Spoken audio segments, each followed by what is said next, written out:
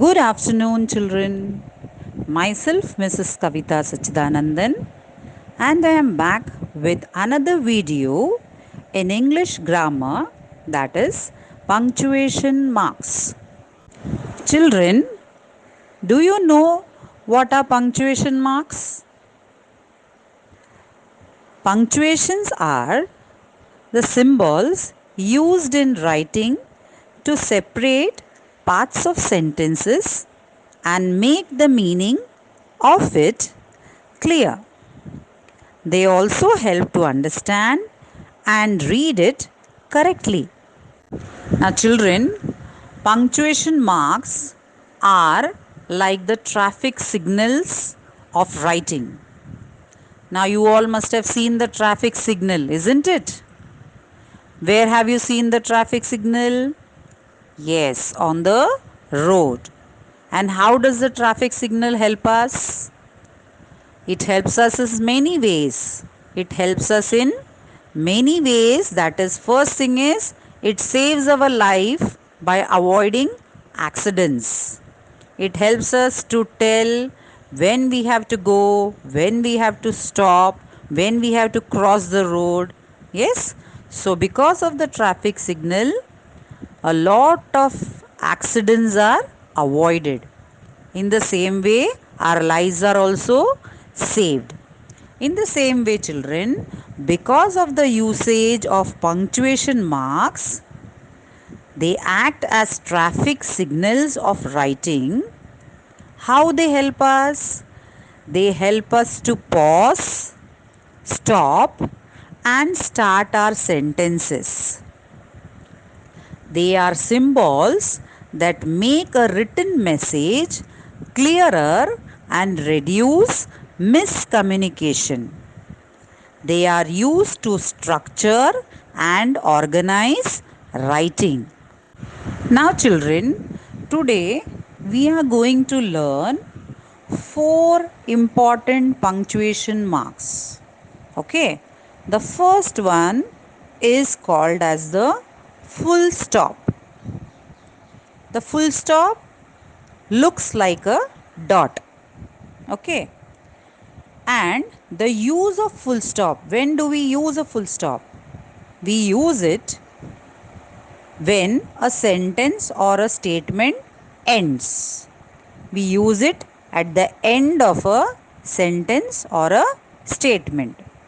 For example, I will travel tomorrow. It is too late to travel today. Now, children, in this example, you can see there are two sentences, okay, and to make the message clearer, what I have to do is I will travel tomorrow. After that, I have to put a full stop, then start the next sentence, that is, it is too late to travel today. After that, also, I have to put a full stop. Understood? Now, the second punctuation mark is the question mark. Okay. Now, when do we use a question mark? It's understood that we will use a question mark at the end of a question. Understood, children? Now we learned that poem also, no, six honest serving men. So in that we learned all the question words, right? So after the question is over, after the question is completed, we have to put a question mark. We should not put a full stop. When we are asking a question, we should put a question mark. For example, where are you going? What is your name? So these all are called as questions. So after the question is ending, at the end of the question, we should put a question mark. Okay, children? Now the third punctuation mark is comma. Okay, the third punctuation mark is comma, and how it looks, it will be a small dot with a small tail. It will look somewhat like 9. Okay, and what is the use of this comma? It is used to separate words or items in a list, and it is also used in person addressed. Okay. For example, he bought vegetables, milk, fruits, and cheese from the market. Now, children, after each item or each word here, I have to put a comma here in the list. That is, he bought vegetables, comma, milk, comma, and after fruits I should not put because and is there. Whenever and is there, you should not put a comma. Okay. And the next example I will give you, that is Rohan, sit down. Now after the name, what is the name given here? Rohan. So after Rohan, I have to put a comma, and after sit down, I have to put a full stop. That you all know, na? So here it is used to person addressed. Okay. Now the fourth punctuation mark is the exclamation mark. Now children, do you know how this exclamation mark symbol looks like? It looks like a reversed I. We write I, in English, small letter I. Okay.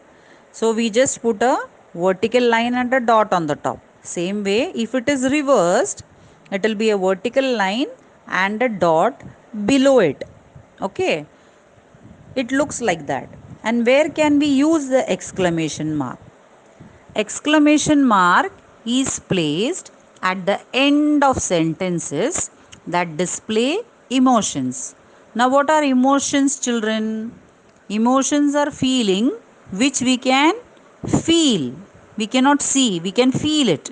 Okay, for example, happiness, excitement, frustration, anger, sorrow, and so on. Okay. It is also used, or it is also placed after interjection. An interjection is used to express a sudden burst or feeling or emotion.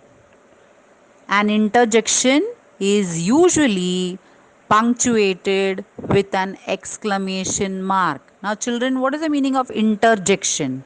Interjection means sometimes if suddenly if somebody gets good marks, or if you get some good marks, immediately what you say? Wow, I got good marks. Yes? Wow, such a nice dress. Okay? So this word, that is wow, when you say wow, that means it is called as interjection. It is a sudden burst of expression or feeling. So after that word we have to put the exclamation mark. Okay. Now I will give you the example of exclamation mark. Okay. Now the exclamation mark which is placed at the end of the sentence which displays the emotions. For example, what a beautiful beach. After that you have to put a exclamation because we are expressing our emotion. The second example, wow, this room is so big. So after the interjection, now children, which is the interjection here? Wow. So after that you have to put the exclamation.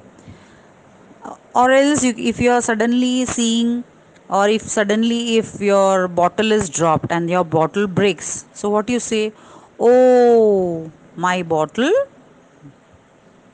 fell down. Okay.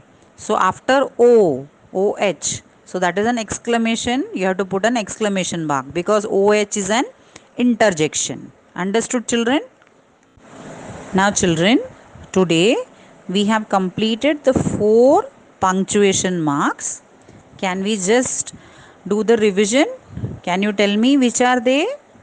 Yes, they are full stop, question mark, comma, and exclamation mark. isn't it?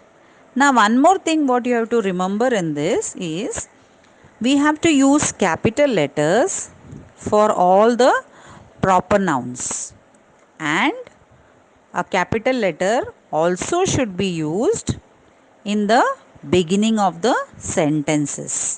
Okay, in the beginning of a sentence. Now, children, I hope you understood this topic well. I will meet you again with a new video in your next class.